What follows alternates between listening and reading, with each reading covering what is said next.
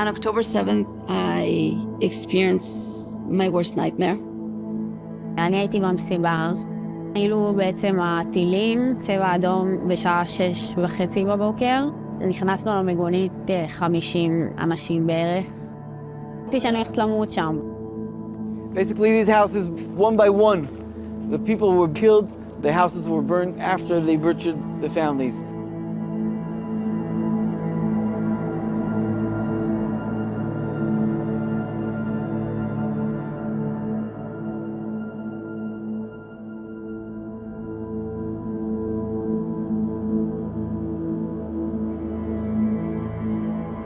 כשיצאנו מהבית, הבנו את גודל הזוועה.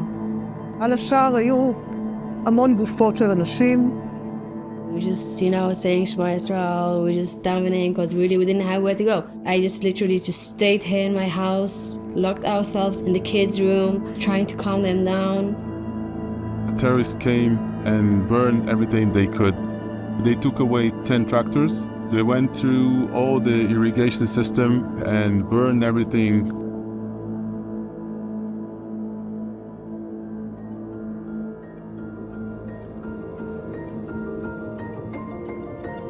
יש לנו כוחות פנימיים אדירים, ואנחנו מסוגלים לכל דבר.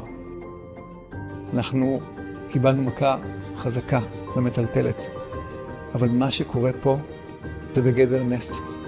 As a teacher, I need to come and to take all my efforts to continue and working with my students. I can't just stop. The war is here, but we'll continue working. I deeply believe in art therapy as a form of healing. What drives me to continue doing it is the gift I get every time I have allowed someone else to express themselves.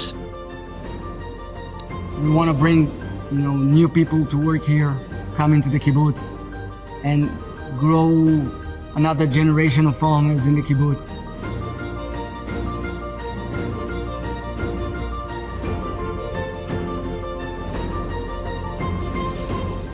This is something that is happening to all of us. And we need each other. We need each other right now in order to get through it. Every single Jew, no matter where you are in the world, is in this together, and we need you wherever you are.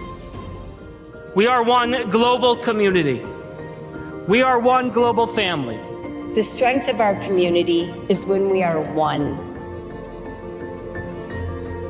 Thank you for standing by us, and we're standing by you at the same time.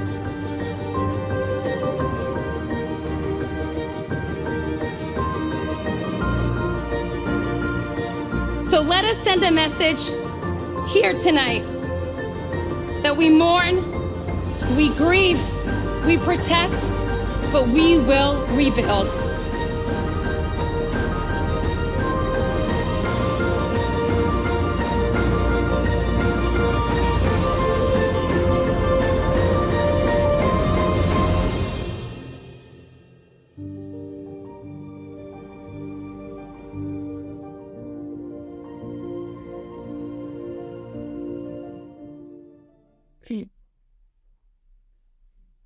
Hyper.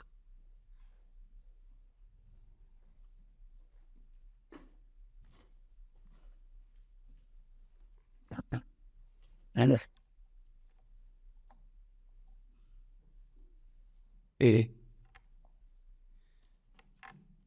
together we mourn, together we heal, together we rebuild. United we stand with Israel. My name is Shapa Feinkuchen, and I'm the Jewish Agency's emissary to the Jewish Federation of Tulsa. I would like to thank you all for coming tonight in solidarity, to bear witness, to remember, and to work with us toward making Tulsa and our communities better and safer places for everyone. We are honored to have elected officials in attendance tonight. I would like to recognize Adam Jones on behalf of Representative Kevin Hearn, Quinton Gray on behalf of Senator James Lankford, Senator Joanne Dossett, Jim Provenzano on behalf of Representative Melissa Provenzano, Representative Monroe Nichols, Representative Suzanne Schreiber, Representative John Waldron, Tulsa City Councilor Jamie Fowle. We also have in here tonight interfaith leaders. Thank you very much for coming to support us. Last, I would like to thank our local Jewish partners, Temple Israel, Ne'emunah Congregation, and Sabah, for joining forces to create this community-wide event. Thank you all for your support. Seeing you here tonight gives me great strength. In Jewish tradition, the mourning period for immediate family officially ends after 12 months, at which point we're expected to begin moving forward with our lives. But today, 12 months after the events of October 7th of 2023, it feels impossible for many Israelis and Jewish people to move on. We have 101 hostages still in Gaza, war on multiple fronts, and soldiers and civilians being killed weekly. It is difficult to mark a passing of a single year. However, tonight also presents us with an important opportunity, an opportunity to pause the flow of our daily lives and reflect on what has happened to us, listen to another personal story, and ensure we acknowledge and remember these events. The Jewish people have a long memory stretching back through millennia, and we must ensure that October 7th of 2023 becomes part of our collective story.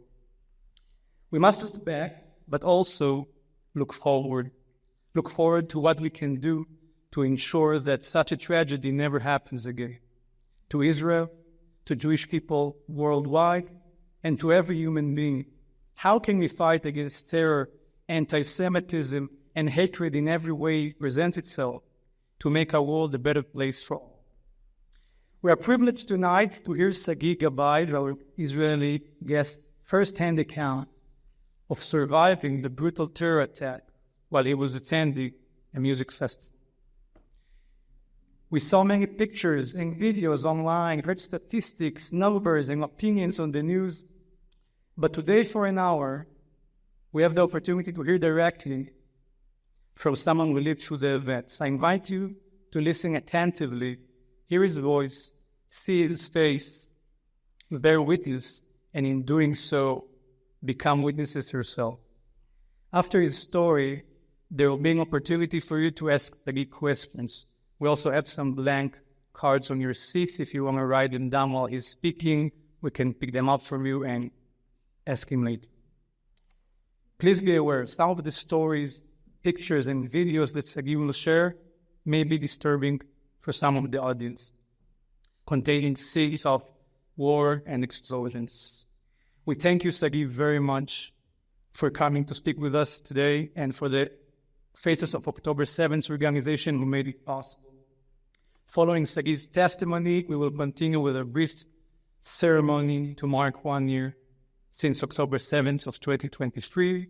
But first, I want to invite Chloe Chappelle, Director of Community Relations and Outreach here at the Federation, to read Governor's State Proclamation memorizing October 7th.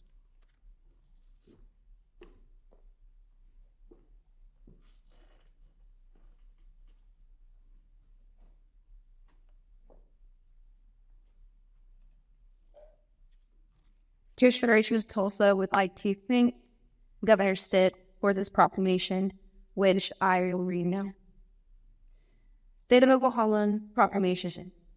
Whereas on October 7, 2023, Hamas, a U.S. designated terrorist organization, brutally murdered nearly 1,200 Israelis and took over 250 hostages, including American citizens. And whereas this act of violence and brutality took place on Shabbat, the Jewish holiday of Simchat Torah, and the day after the 50th anniversary of the start of the 1973 Yom Kippur War. And whereas in the wake of the October 7th attacks, Jewish people around the world, including Oklahoma, have faced a tidal wave of threats, violence, and anti-Semitism directly tied to the Israel-Hamas war. And whereas the state of Oklahoma stands in solidarity with the Jewish people, the people of Israel, and our Jewish friends in Oklahoma who have suffered great anguish due to the October 7th Hamas terrorist attacks. And whereas there is no place for hatred in the state of Oklahoma, Israel, the United States, or anywhere else in the world. Now therefore, I, Governor J. Kevin Stitt, do hereby proclaim October 7, 2024 as a 1-year anniversary of the October 7th Hamas terrorist attack in the state of Oklahoma.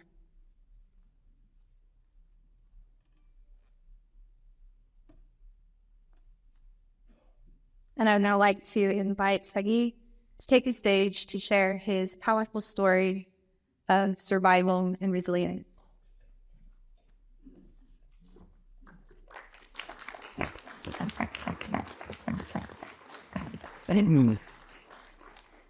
Hi everyone, good evening. It's a great honor to be here. I'll tell you a bit about myself before I get to October 7th story. So, how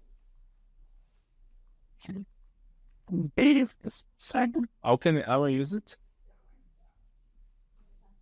It's part of the presentation.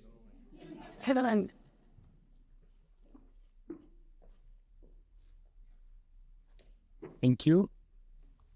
Okay, so my name is Sagi. I'm 28 years old, soon to be 29, in October 17 actually. I'm from Rishon LeZion in Israel. I have 2 siblings. My sister, she's 46, and my brother is 42. So I'm kind of the prince at home, the spoiled one. My father was made Aliyah from Morocco when he was 10 years old, and my mom was born in Israel. Roots is from North Macedonia and Spain. All of my youth, I used to play handball. I was an athlete. I played handball until I was 18. When I was 18, I go to the army. I was serving in Gabay. You heard about it? No, Gabay. So I was editor in the news department and also edit the weekly sports show of the station. Whoever don't know Gabay is the army radio station in Israel. It's one of the most influenced and biggest media company in Israel. After 3 years of service, I started my degree. I studied BA in political science and communication. And during my BA, I started to work as a spokesperson for the student union in my university. And when I finished my degree, I actually supposed to be an Israeli fellow. Also, I supposed to be in campus in Yukon. I already started to work from Israel. It was COVID, so everyone started to work from Israel. And I was meeting with students in Zoom, having a staff meeting. But then my father passed away. So I had to quit job.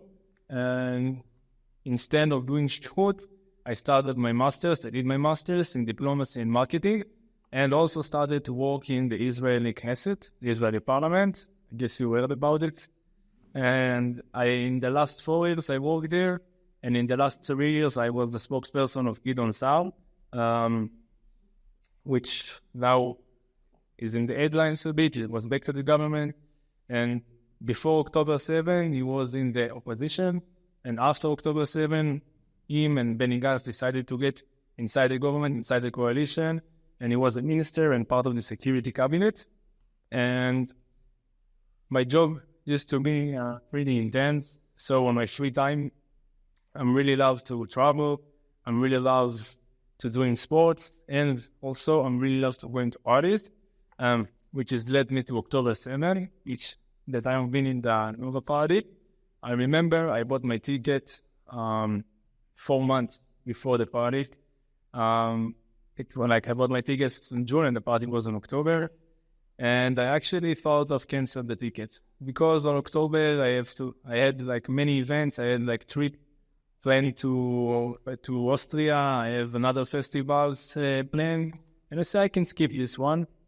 And actually, it was my ex-girlfriend Maya that convinced me to come to the party. She told me, "Yeah, let's go.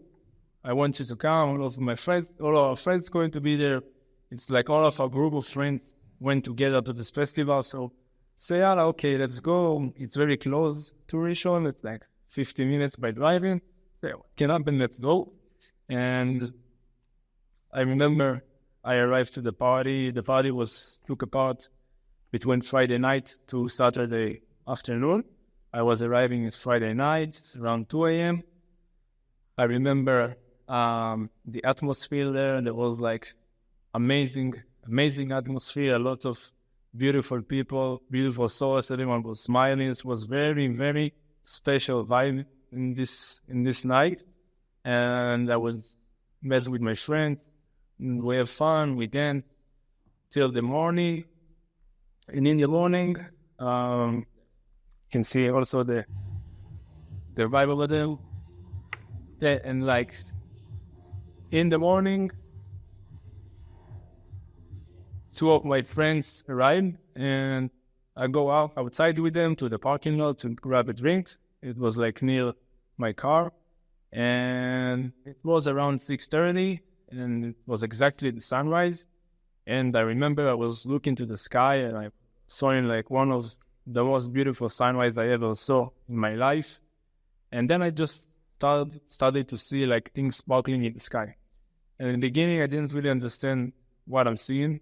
And then after a couple of seconds, I understand it was like thousands of rockets above my head. And usually I'm not the kind of guy that just gets panicked, but I remember I was really nervous. I was jumping on the floor and like starting to ask my friend, what are we going to do? What are we going to do?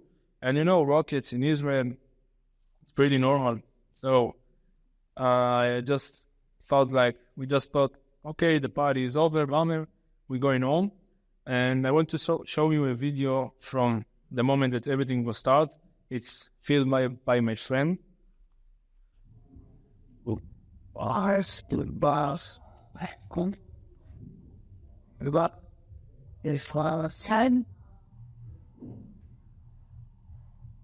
We can see the explode over there and the iron dye. That's one. Only definitely right.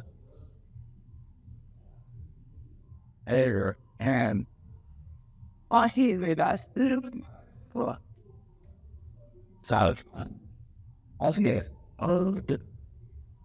And fourth. Why is all today? That was we on the floor, on the ground.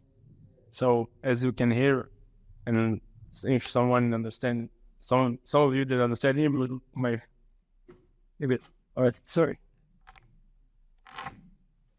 Thank you. And my friend over there said they're going to close the party. So as I said again, this was our main concern. Party is over, bomber, we're going home, another round with the Hamas, Israel. But still, I really felt that something really bad happened. Sometimes we just have it feeling without even know. I was calling Maya, my ex, and I told her, Maya, yalla, okay, we're going home. I want to go home now. And my friends, some of them say, maybe we can stay a little bit more, maybe, but they say, no, I want to go now. I was really nudnik. And we grab our stuff. We go to my car. Maya was driving because I was in the best system for driving. We go on 232 road, the road that was led to the party that appeared to be blocked by like in two of the direction by the Hamas terrorists. And we drive for like 2 minutes. And then we saw a car coming in the opposite side, and the car was full of bullets. All the window was with bullets, and I saw it, and I just told Maya, stop the car. She stopped the car in the middle of the road, and okay, this is the moment that the music was over. We stopped the car in the middle of the road, and we raised the shelter that was side to the right of us, and like this is like the distance from my car that's staying in the road to the shelter, because there is some shelters in this area because it's very close to the border and there is a lot of rockets attacks, so there is shelter that people can take hide. We go to the shelter and there is already been like 40 people there, I think, and I was really confused and everyone was like in shock, and still we don't really understand what's going on.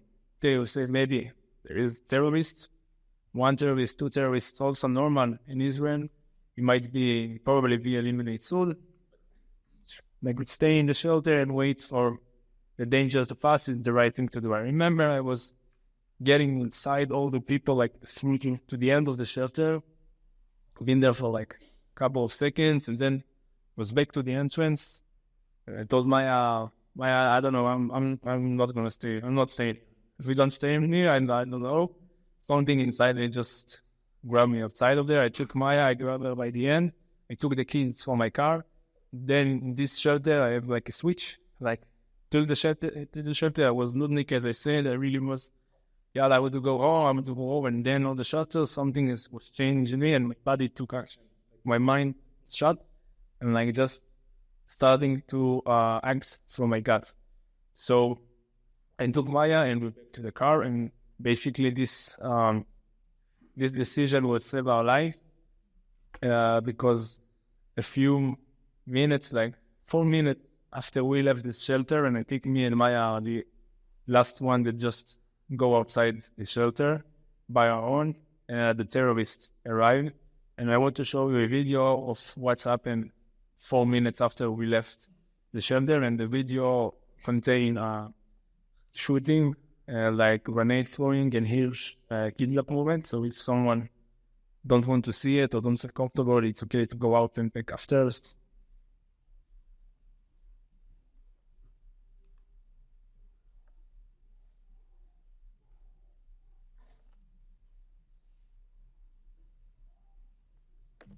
Hello. Hey. Well. Hey.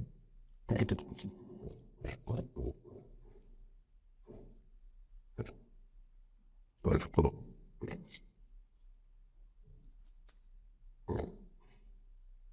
What is?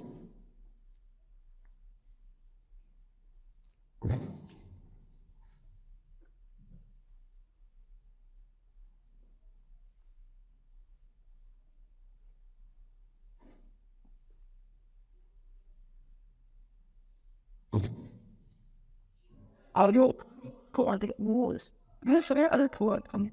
Although it is the hard of a big club.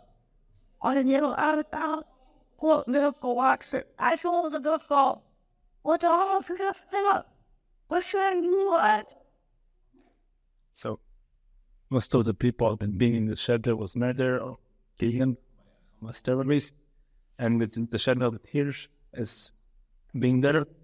And I think I was very grateful, and like I appreciate like divine protection I have back then, and like my father from the sky and God just decided to save me.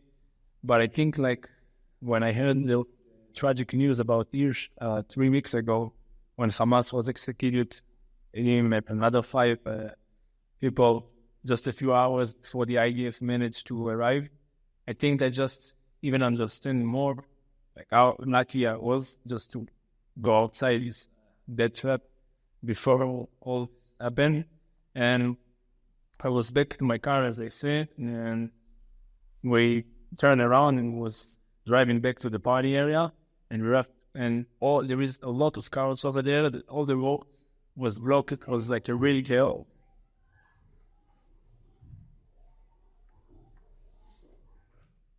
So I stopped my car because the road was closed, and behind me there is a car that come and was crashed, and from the car there is a guy that was go outside, and it was full of blood, and he was waving to people like this, and like trying to say don't go over there.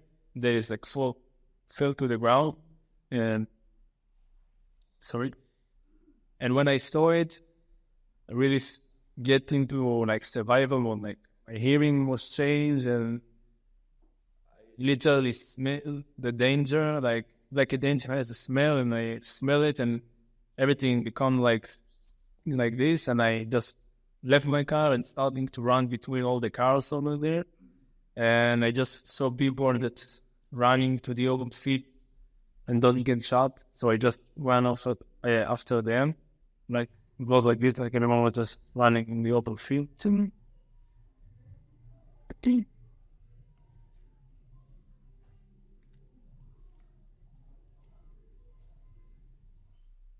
And we walked like 10 minutes in the open field, and then we noticed the sand near to us starting to jump, like that there is like a dust that's coming from the sand.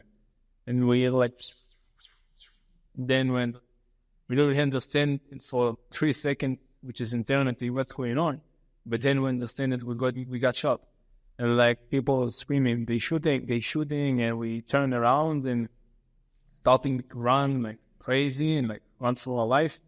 And we run for like 30 minutes until we felt like there is no terrorist in our back anymore. Then we found ourselves in the middle of nowhere, like in the middle of the open fields, wondering what we're going to do now. And we just started to walk. We were really shocked. This is my car that was left in the road. I get the insurance money, so don't be so worried. And this is the video of us walking. Just the face of the people, like everyone was calm. This is me with the white shirt. I think Maya was talking in the phone. She was calling the cops. And I told them, Maya, there is no cops. Right now, there is no army. There is no country. As I told you, sometimes you just know what's going on without even knowing. Because back then, we didn't really know what's going on. We didn't know how big this event. But I told Maya, listen, it's spelled out. This is what I told her. It's Yom Kippur.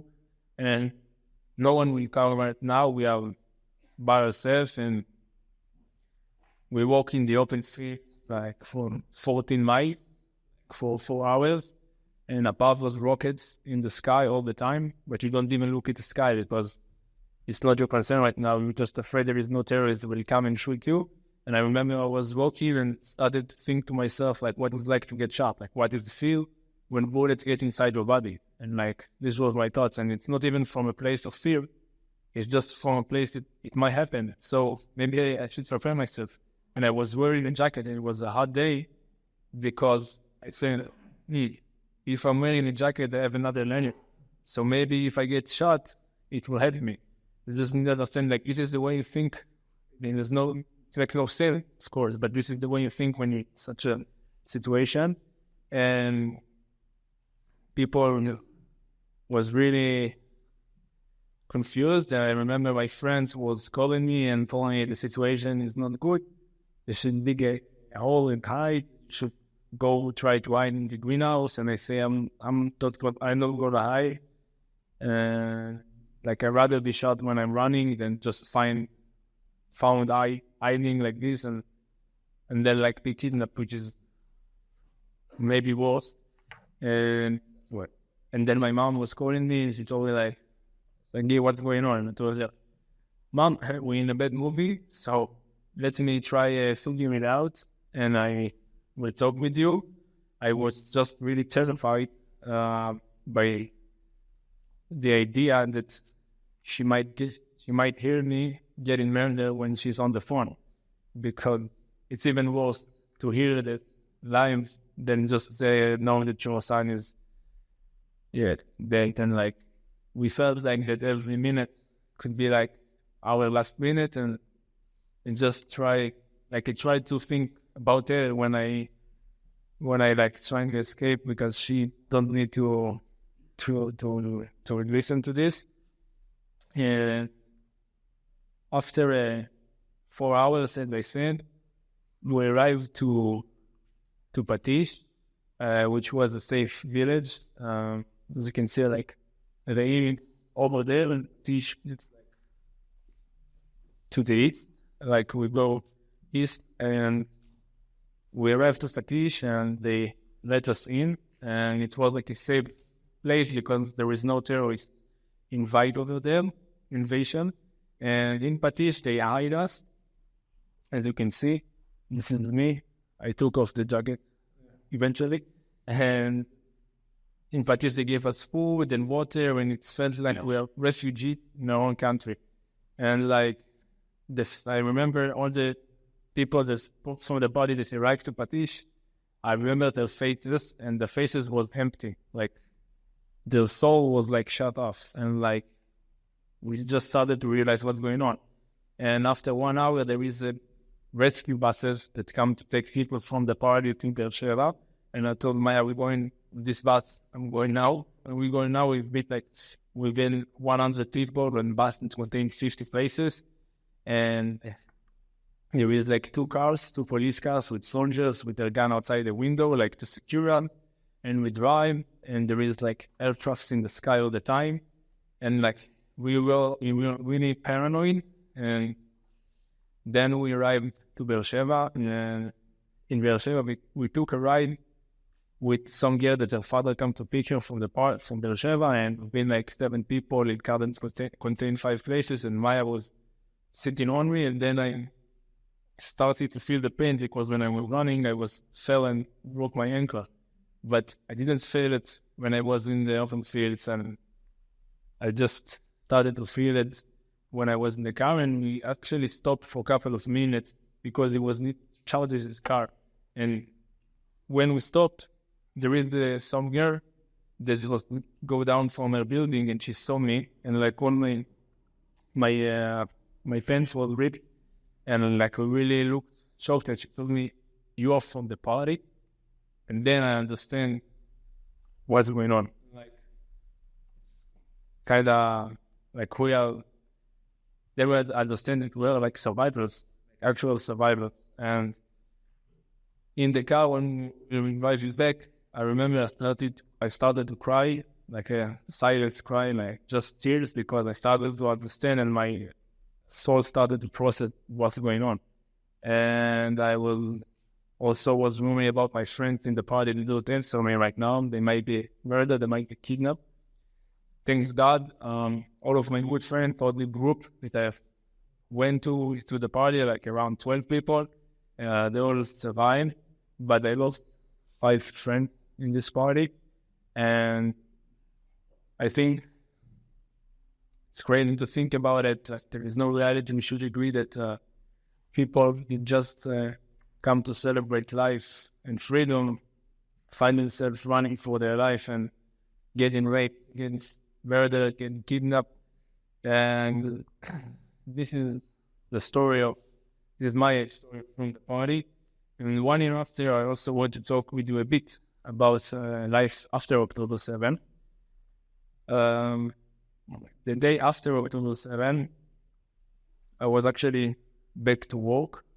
I don't know how, but I was back into work, and it felt just from home, because in the first 2 weeks, I wasn't able to go outside my home. I was really shocked and like didn't feel like I can go. And there is like a very intense war that we never met before. Like my routine was, 10 alarms in a day. It was just at Zion that we just need to go take a hike and go back.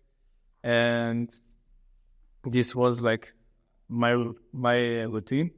And like after a month, I was back to life, let's say. I remember I told you like I have a trip planned to Austria.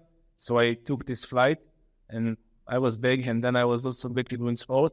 And I also back to going to parties. At the beginning, it was like underground parties because it was like in shelters. So it's a safe place. There is siren, it's fine. And this is crazy to think about it, but this is the reality in Israel. Very intense war, sirens all the day, and people keep their lives, going to work, going to party, able to smile, even to laugh, even able to dance. And in March, I did a delegation which stand with us, also in the US, and spoke with in churches, with the Christian communities, in Jewish communities, in campuses. And when I was back in from this delegation, my soul was starting to feel heavy, started to feel tired, and I felt that I need a change. And 3 months ago, I left my job because I wasn't able to work anymore. I just felt that I need a break. And I need to focus on myself, of healing, because I didn't go to therapy, or like I didn't go to therapy until I fly here. And I think if I learn something from October 7, it's, at least for me, it's like that the only thing is certain in my life right now. I don't think in everyone's life there is no certainty at all. And I learned to embrace it and not to fight it. And also if I learn something and it was a big change in me, and I'm not hippie or something, but I really learn to be thankful, but really thankful of what we have, which is a lot. And like thankful I was back into life, having a very happy life, even though all the sorrow and everything. And whatever, on my way here, I just wrote something, and I want to share it with you. So, October 7th, 1 year after. A year after, I survived the Nova massacre with such a big miracles and divine protection. It was a year full of pain and self-blame. Year full of denial, closed disguise. Full of reflection and questioning. Moments that you were completely lost and lied to yourself. Full of regrets and disappointments. It was mainly a year of uncertainty and worries. But it was also a great, full of amazing experiences and essence. Year of incredibly self-growth and healing. Year of understanding and acceptance. A year after, I can say I'm not the same Sagi, and I will never be. And it doesn't mean that something bad, it's just what it is. And I learned that, as I told you, the only certain thing is the uncertainty. And I think it's better to accept it than fight it. I learned to be more grateful and be more in gratitude of what I have, which is a lot. And after maybe the hardest year in my life keeps on. We keep smiling and we keep blessing and we keep living. This is just part of our spirit. Nothing will break us. This is our resilience. My heart will never be whole again. This emptiness always be there. But our goal, at least my goal, is never try to fill it with light and hope. And our heart will never be whole without our brothers and sisters that still in Hamas monster captivity, and our soldiers that risk their life every day for us be able to live. And of course, I want to mention all the heroes and the people that just paid the most expensive price, their life for Israel keep existing. October 7 was a big lesson for all of us, and we must be smart enough to understand it. We must be united inside Israel and outside Israel. We don't have the privilege of being divided. I think the Jewish people around the world are all part of the same story, and we definitely don't have the privilege of Jewish wars. For me, October 7 is not a date. It's a day. I live it like every day, and I choose, and a lot of people, a lot of survivors like me choose life every day, and the energy of life is like basically stronger than everything. I think this is a choice we all need to do, and that I want to thank you all for your support. It's really important for me, and it's really part of my process to do this delegation, to spoke to people, to see everyone that's come and support, and like we really need your support. And I think Israel right now is standing in like against great danger, and we basically fight the war for the free world. Everyone that believes in freedom, peace, love, and I never said Israel is perfect because we are not perfect, but I do believe that we are the good side here. And from here, I just want to tell you all Shana Tova and to pray for all of our brothers and sisters who will come back soon, and that we will be able to live here in peace and love and security like we all deserve. And just the last thing I want to show you.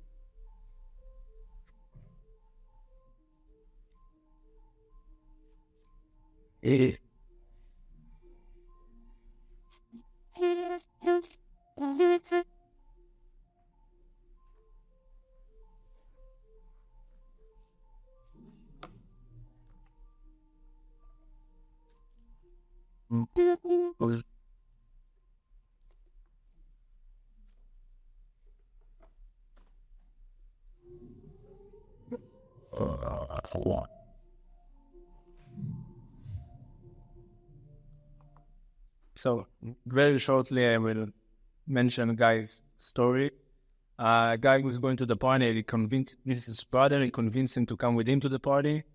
They sent this picture to their mom at 6:30, and a few hours later, Guy was in Hamas captivity, and his brother managed to escape. And now Guy is still in Gaza. And like Guy, there is too many stories of people that just in Gaza and their family. And I cannot mention them all, but I can think we can all pray for them to come back home as soon as possible. And that's it. Thank you for listening to me.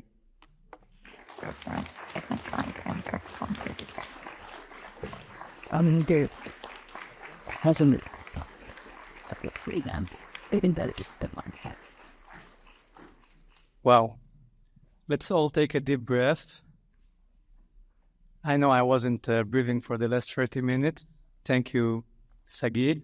We have some time for question and answers. Please be sensitive, but Sagi came here and he wants to hear your questions and answer them. So, we have some people who wrote them down. No, okay. So raise your hand and I'll come over to you if you have a question. This guy. Wait. We want to hear you. Is the man you mentioned at the end, is he still alive in Hamas captivity, or do you know if he's been killed?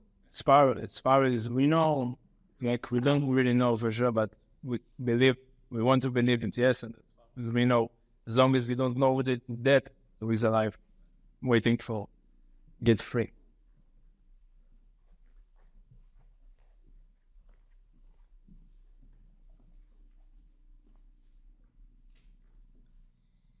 Did you know before October 7th that Hamas was building tunnels and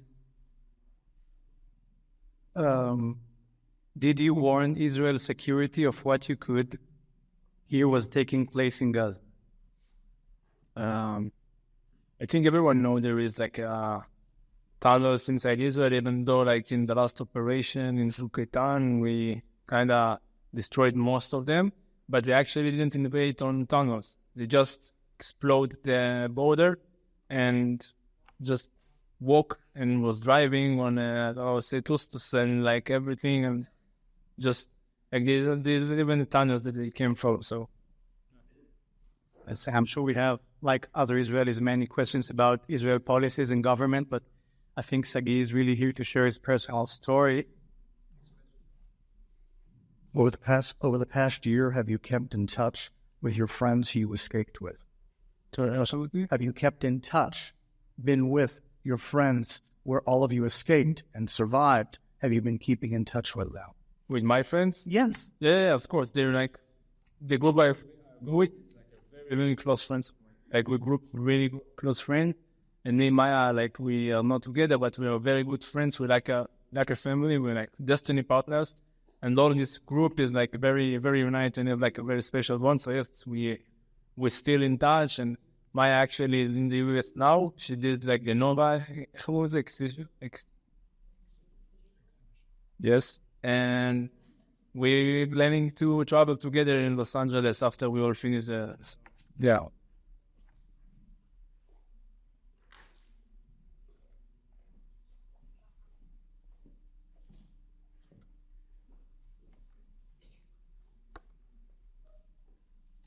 I think we all appreciate that you've come to share this story with us and bring your reality into our reality.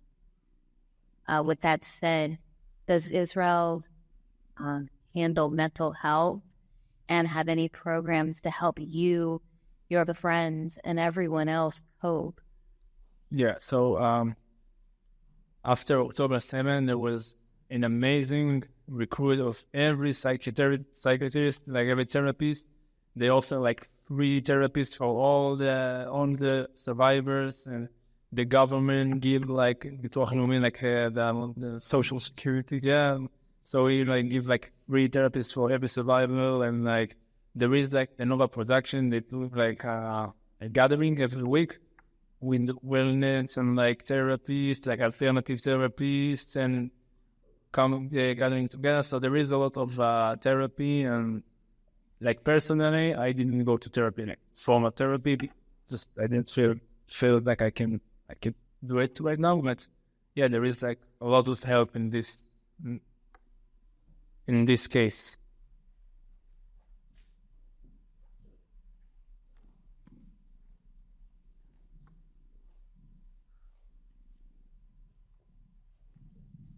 Hi, and I'm Israeli as well. So first of all, thank you for coming.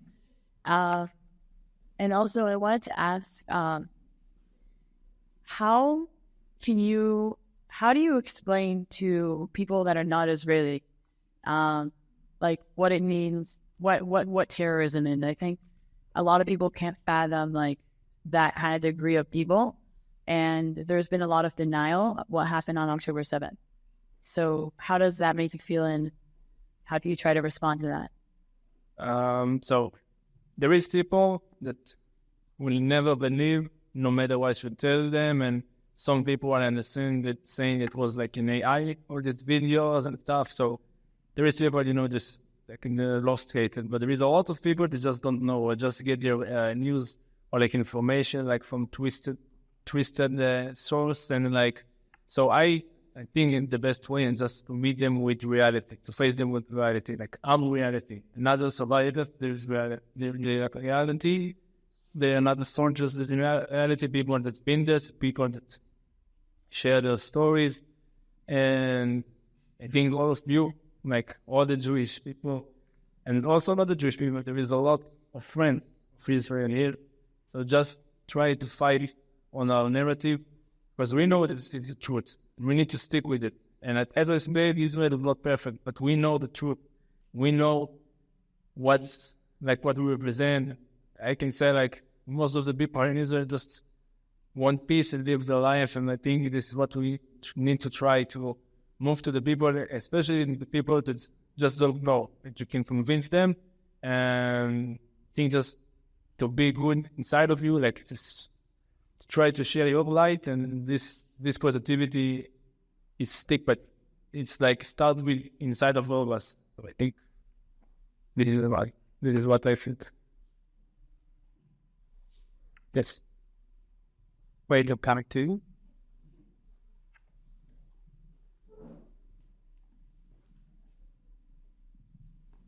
You realize that was God telling you to leave, correct?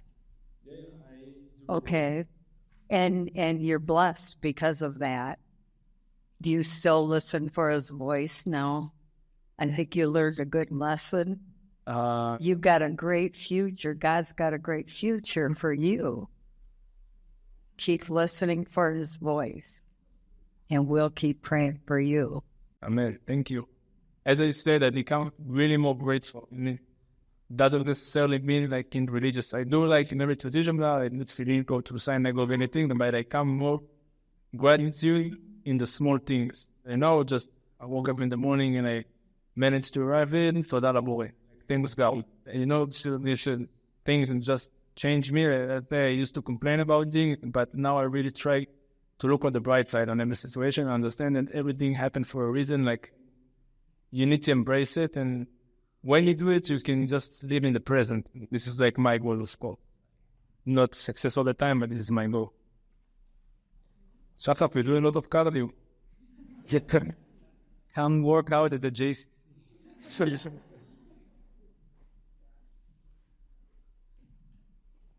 Thank you for speaking to us this evening. It was very meaningful. I understand that a lot of the residents are going to be returning to Kibbutz Be'eri and some of the other kibbutzim that were attacked so terribly. Do you know how that's going to go? Like, are most of the residents who survived going back there? And what protections will they now have? So the question is, like, what's the protection of the people who choose to live there now? Okay, Safa. Yes. Do you know how many people are going back, and if they have some kind of protection? I guess government or Israeli army. So, at the beginning, so like people that was in south, they go to hotels that the government was paying in the center because it was like a fireplace. So, but like right now, there is not a lot of rockets over there. Like, usually, like most of the rocket trucks from Gaza was south. So there is people that was coming back to their home.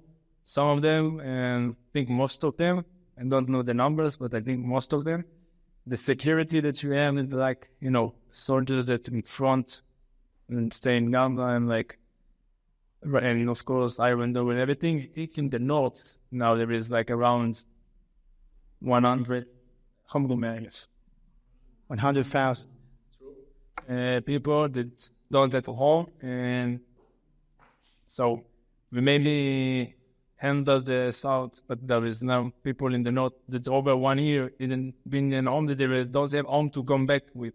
I think it is a big problem and we need to solve it. Yes, I can also say from personal acquaintance that many people chose to go back, many people chose not to. Many new people chose to move to the kibbutzim, but right now they're not livable. And there's a lot of work to be done in order for people to be able to live safely over there. Sagi, we have another question. At the beginning, a lot of Americans sent money and supplies. A year later, what can we do in Tulsa to support Israelis and Israel during this war, from your point of view? Okay, so I think, as I say, the fight of the narrative, and you are like our emissaries, and like, I know how much hard it is to be Jew right now in the U.S. and how frustrating is it to keep talking with people that just keep with their lies and the fake news and the brainwash. But I think this is part of our duty, like all of us. Of course, like everything that is like I don't know, like money and stuff, it's always there. But I here want to talk about the things that not contains money and just contain a real belief in our values and like want to be a part of it and want to fight in history, because if not, we just October 7 can be like delete if we want fight on the narrative basis. I have another question, and after this one, I'll take one last one. Sagi, Israel is very resilient and very strong. What do you attribute its resilience and strength to? Where does this resilience and strength coming from? How do you see?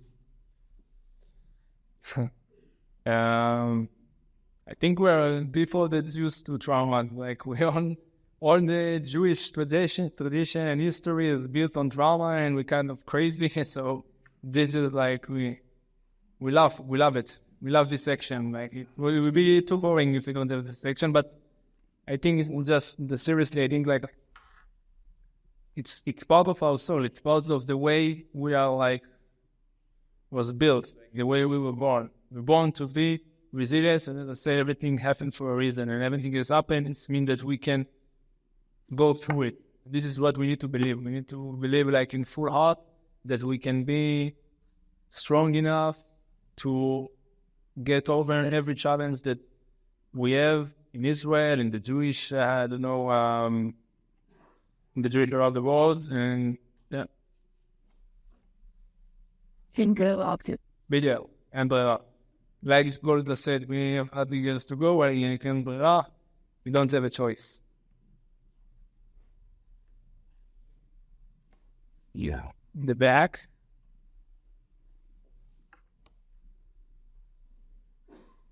Okay.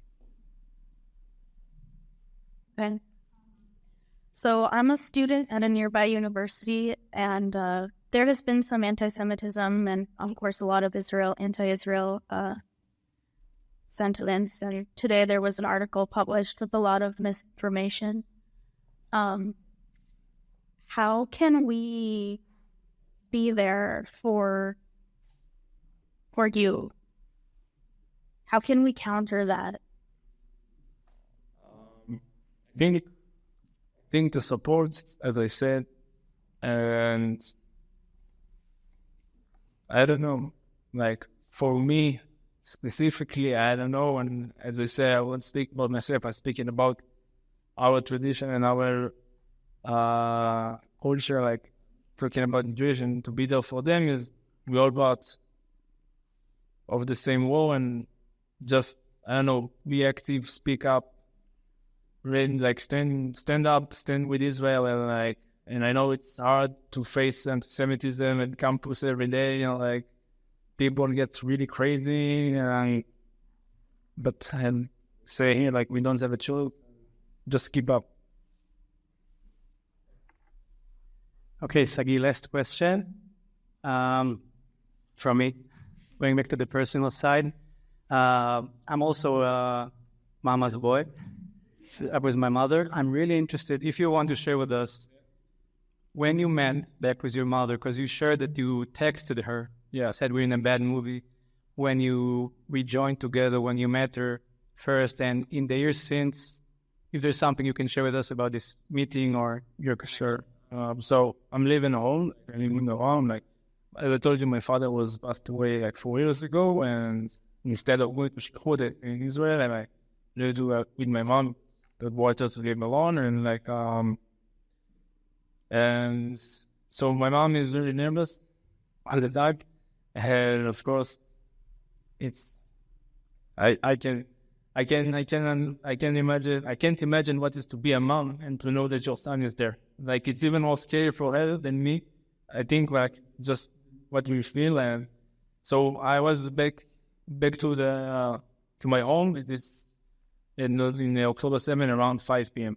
And of course, I saw it, and I was hugging her, and like, she was crying, of course, and I was just in shock. And I was like, so I wanted to see the news. Just go watch the news from 4 p.m. until midnight. I didn't eat nothing. I don't know why. And the telegram, I thought it would be crazy. And so this, but I think she would just become more worried to me about me. Completely understandable. Thank you very much, Sagi, again for coming. And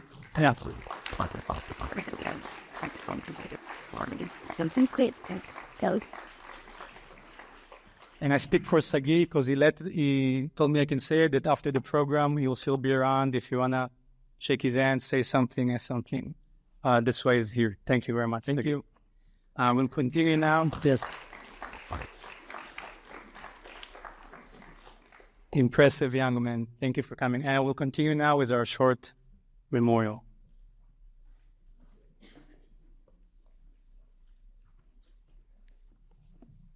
Sagi, as we gather today, our hearts and the weight of loss. On October 7th, a year ago, during what should have been a day of joy and celebration, our community was shaken by unspeakable tragedy. Lives cut short, families torn apart. The sacredness of life itself is violated in the most horrific ways. On Monday night, many of us gathered to recite each of the names of those lives lost on October 7th and in the ensuing months. 1.5 hours filled with each name, because each name represents a life, a story, a world unto itself.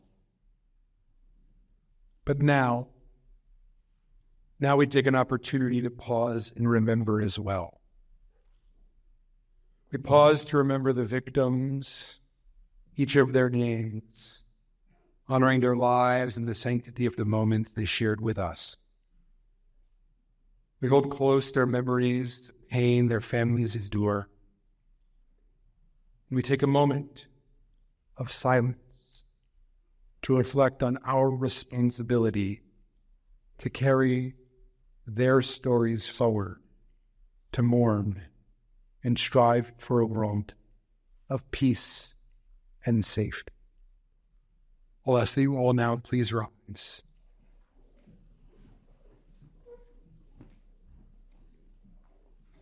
As we pause for a moment.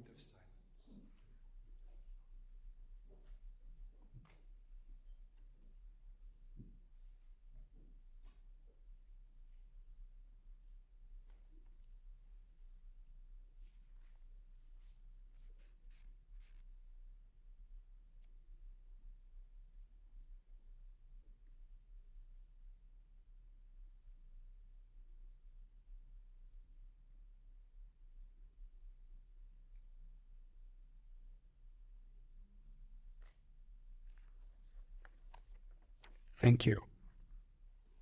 Let us proceed with Kaddish for Mourners. The word doesn't scream behind me. Yitgadal, Yitgadash, Shemira, Belmat, Izrach, Intein, Yamlifa, Te. Bechayachon, Yibachon, Yed, Israel. Magalal, Izman, Kariv, Ro'ai. Yehesh, Merabah. Yitbarach v'ishtabach v'arvich v'pagmit say. V'dadar v'dada yizalal shemenikut shat rifu. V'ela v'hilo migovir tam v'shiratam. Tushbechal ta'anet v'tat. Tamilan v'an v'inu arpehi. Yehesh t'laga mamin shemayat achahi. A little vote, please start roll the ibnu amei. O sesh. Who else? Alenu. For Israel, you know, real. You may be.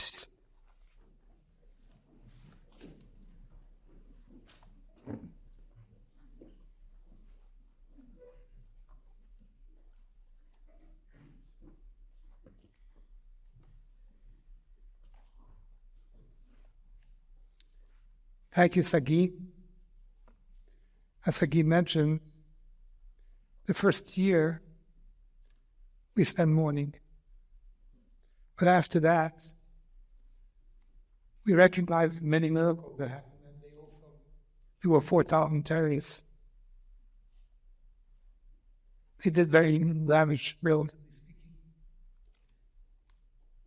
There are thousands and thousands of rockets that have fallen. Fortunately, many people, their lives were taken. Most of the rockets have fallen in places that are totally unpopulated. So it's time for the Jewish community to change focus from the past to the future. Together, we will rebuild, as we said. We also recognize that there are hostages, over 101 actually, hostages, and we believe that most of them are still alive and will come home. Let us say, and childbearing children of Psalm in their honor.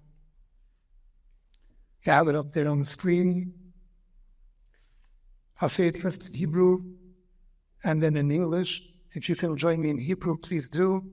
If you can join me in English, please do.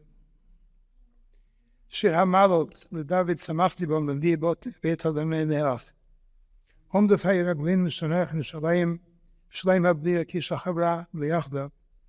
ששמה לשפטים שבטייה, עדות לישראל, להודות לשם אדוני.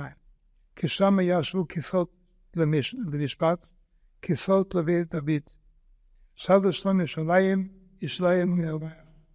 ישלם בחדך, שלום ונסע. למען החיים בריאי, אדם נשל ממוח.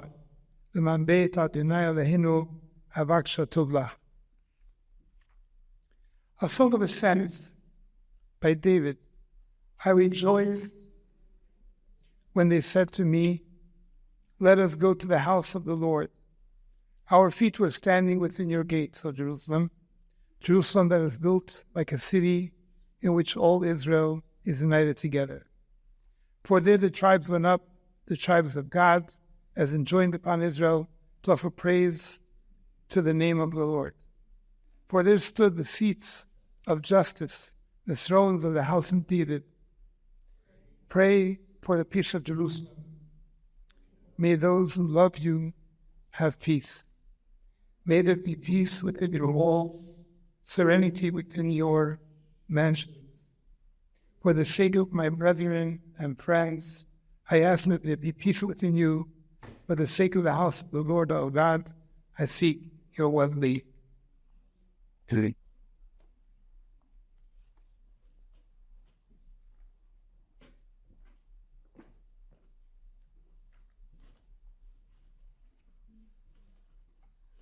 Friends, each one of us, each one of you, carries a connection to Eretz Yisrael. Otherwise, you would not be here. Each one of us carries a connection to the people, Israel. When we come together as a community to offer prayers to our beloved Haaretz, our beloved land of Israel. Avinu Shebashamayim Tzur Yisrael, V'goalo Barech et Medinat Yisrael. Reshit Smichat Geulatenu. Chagen Aleha Be'arvet Chastech. Ufros Aleha Sukat Sholomecha. Uslach Horecha V'amet.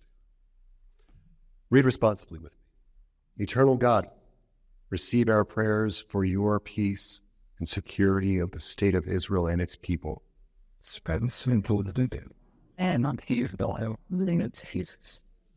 Protect Israeli soldiers as they defend our people against missiles and hate.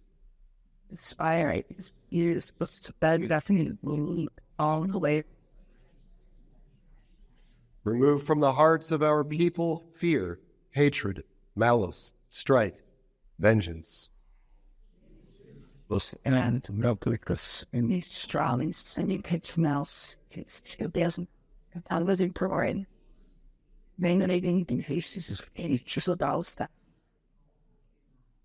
May our people be encouraged by the symbol of Jerusalem as the eternal city of peace. May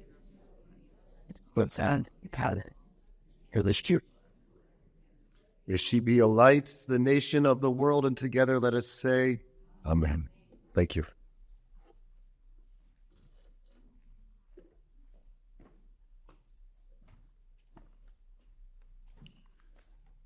My name is Vitzitz Levin, Jewish Federation Tulsa Israel and Committee Chair. 101 hostages are still being held in Gaza for over a year since October 7, 2023. Men, women, elderly, young and babies, fathers, mothers, sons and daughters, some of them are known to be murdered, and their family await their bodies to say a proper goodbye. Others, we hope, are still alive. The absence of the hostages is not only keeping their families and loved ones stuck and waiting without the ability to mourn or try and recover and continue on with their lives. It does so for the whole Israeli society. Israel society is in many aspects still stuck in October 7, 2023. Now, a year has passed. Holidays, birthday, anniversary, all have passed this year and are threatening to happen once again without the presence of the hostages. We are a people and society must do all we can to bring them home. Beyond Shvuim, the releasing of captives is one of the most important mitzvot in our Torah and Talmud. we are calling and praying for the leaders of Israel and the world to act for the immediate release of the hostages. We are also calling for all of us as Jewish people, as allies, as supporters of freedom and against terror, to keep them on our mind and prayer. Keep encouraging our leaders to make the right choices. Prayer for those in captivity, guardian of Israel. Bless those who have dedicated themselves to returning every missing soul to safety and shelter. Grant them skills and wisdom in this hour of need. Give them the tools they need in the days ahead. Bless their work. Let redemption be close at hand. Baruch atah Adonai Elokeinu, melech haolam matir asurim. Blessed are you, Adonai, our God, sovereign of the universe, who release the captives. Amen.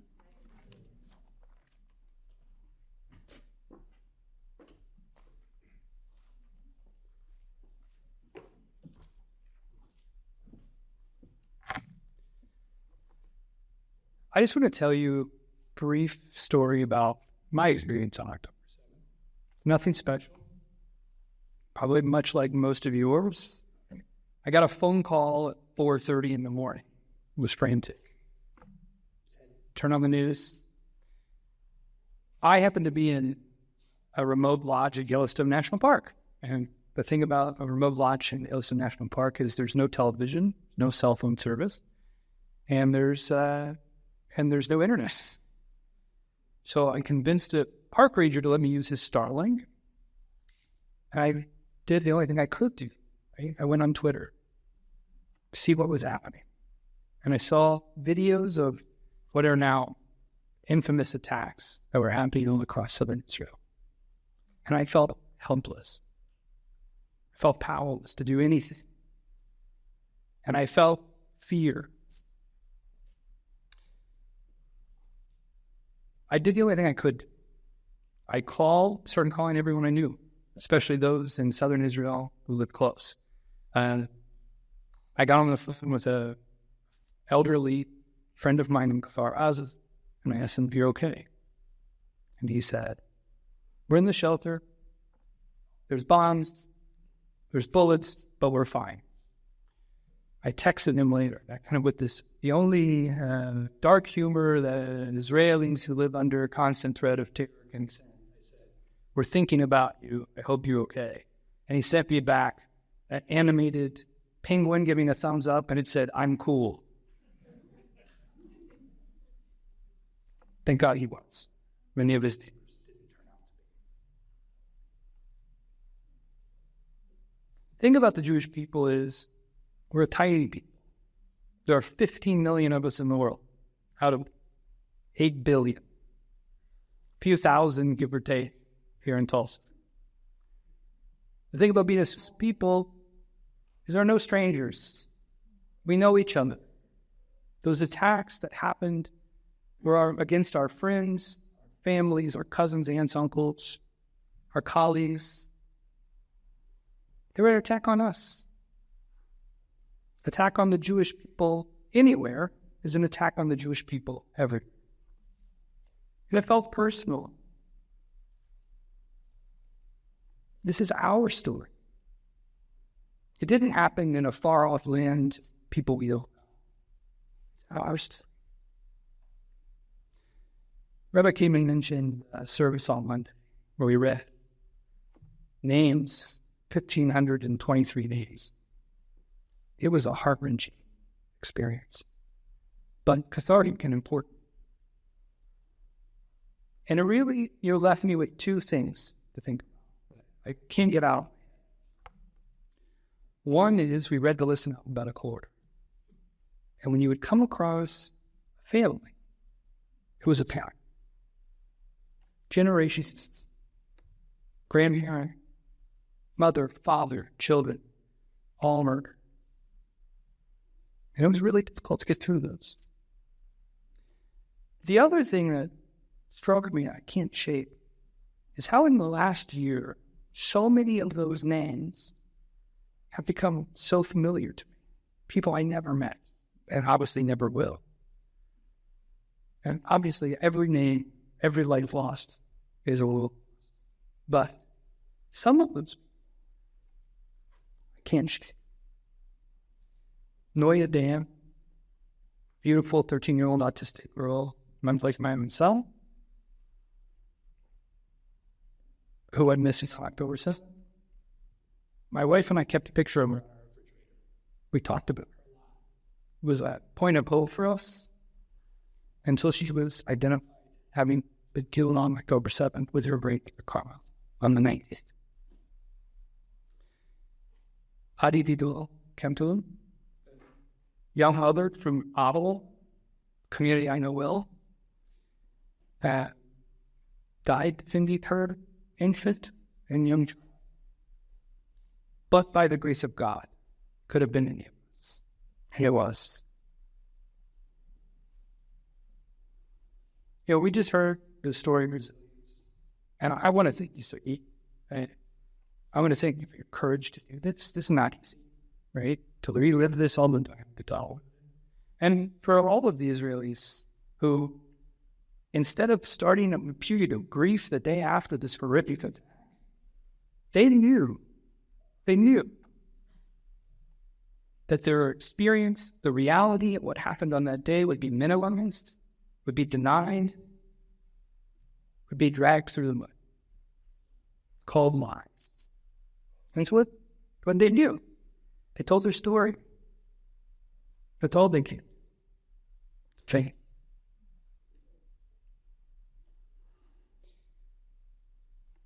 you. I go back to this week in the really hard every day, and I go back to that hopelessness, right? Feeling like I don't know how to do something meaningful here to make an impact. I heard the questions for Sagi, many of them were, what can we do? And that's a question that's been asked of me a lot. People call me, what can I do? How can I help? And to Sagi's point, sure, you can get money, you can, there are material things, but that doesn't feel like enough often. We have an opportunity tonight for you to do something, some small act, very small. But on your way out, I'm going to give you a yard site candles to commemorate 1 year. I ask you, if your practice is to light your candles, to light it with your Shabbat candles tomorrow night. If your practice is light Shabbat candles, that's okay. I ask you to light the candle alone. And when you do it, think about these people, both the survivors and their resilience, but those lives.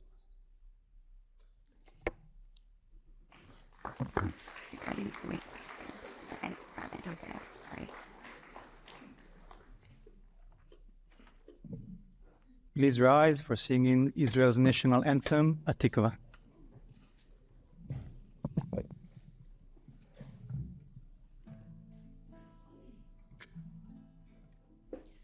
Hold on, Valeva, Heather Nidima, Never gonna finish you, oh, me, I was fighting me this man. How the beauty about let's see on stone sea. Oh no, see for today. Let's see but shoot up. Leave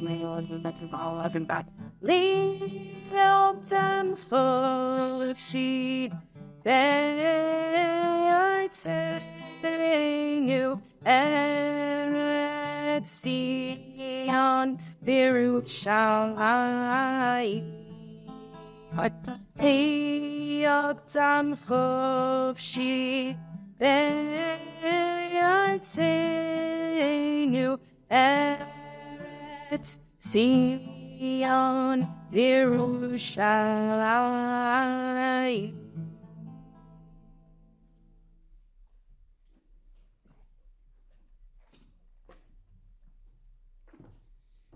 Thank you all for coming tonight. On your way out, please grab an Yizkor candle and